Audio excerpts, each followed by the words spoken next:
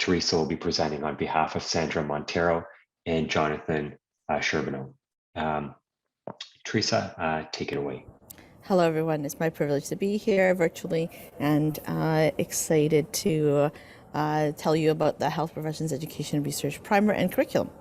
So I'm presenting on behalf of my colleagues who helped make this possible. Conflicts of interest wise, I have a pile of conflicts that come from mainly people started paying me to give talks sometimes, so I have to list them all. And I'm also paid as the Associate Dean of Continuing Professional Development. And so I should declare that McMaster does pay a stipend for me to promote them in this way. All right, so the problem is that the open access movement has been shown to be a powerful mandate for journals, to blogs, and many people have chosen to contribute. However, faculty development in health professions education research hasn't really decided to clamber on top of the open access movement. Like engineers are sharing, pieces of computers and computer scientists and engineers are sharing pieces of code and GitHub. Open science movement around open access data sets, the social scientists of CERN. And in health profession education research, we're still fielding the question of should I make my article open access? And so we're not as, let's say, savvy in the understanding what open access means and what it means for the world. And I do think that we need more faculty development, hint, Suraj, and also to involve more people in thinking about how we can be part of this bigger movement.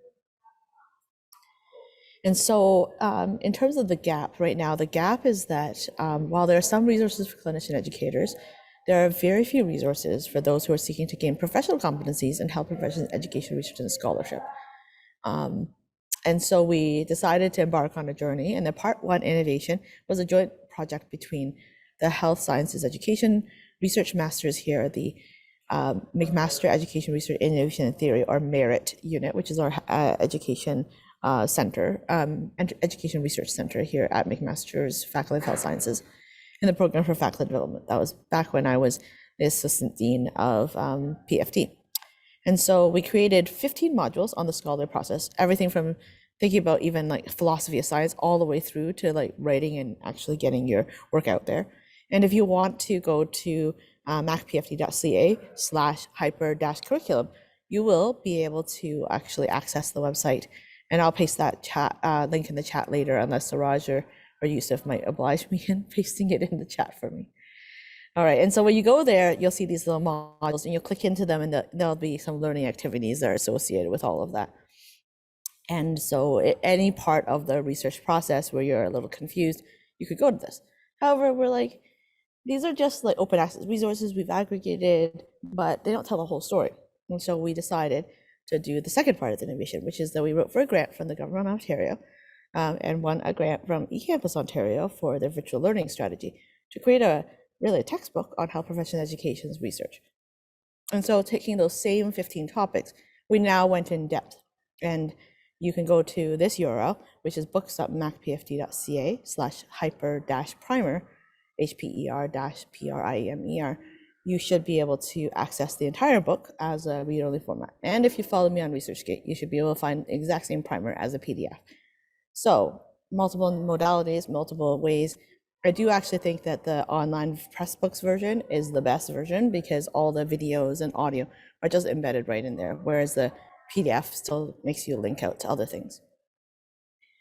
And what do we use? We use Pressbooks. I kind of just said exactly that, but Pressbooks is a software publishing platform that makes online book publishing actually very easy.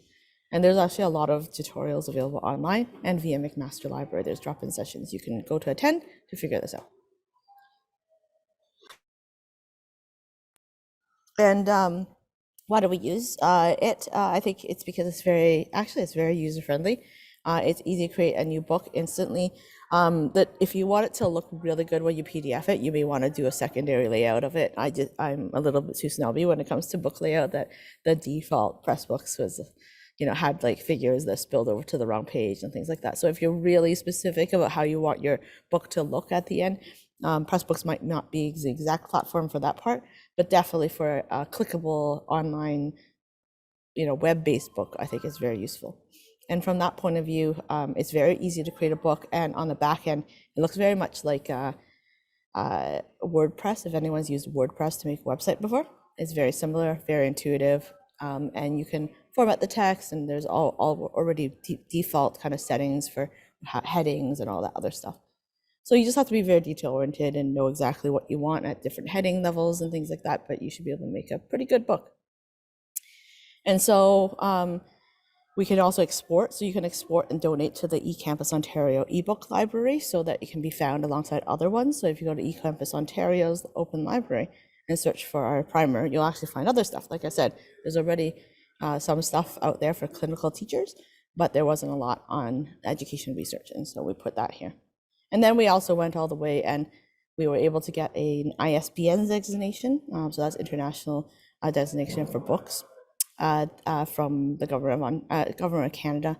And then we actually donated a copy of the book to the Library of Canada as well. So it's listed. And so why should you consider this? Well, if you have something to share with the world, wouldn't it be great if you could share it with everyone so they could cite your book, they could read it, they could share and learn from you. I think for authors who are part of the book writing chapter, so both Siraj and Yusuf and some others were involved in that, it definitely is a way for them to garner some academic credit for, essentially writing about 1,000 words with some infographics at times to be able to help people really understand different processes of education research. And I think that the more we grow open access resources, it will help the field of health professions education research grow even more. And so thank you. And if you're looking for stuff, you can definitely Google it, but you can also go to those websites directly. And thank you to my crew for popping it in the chat.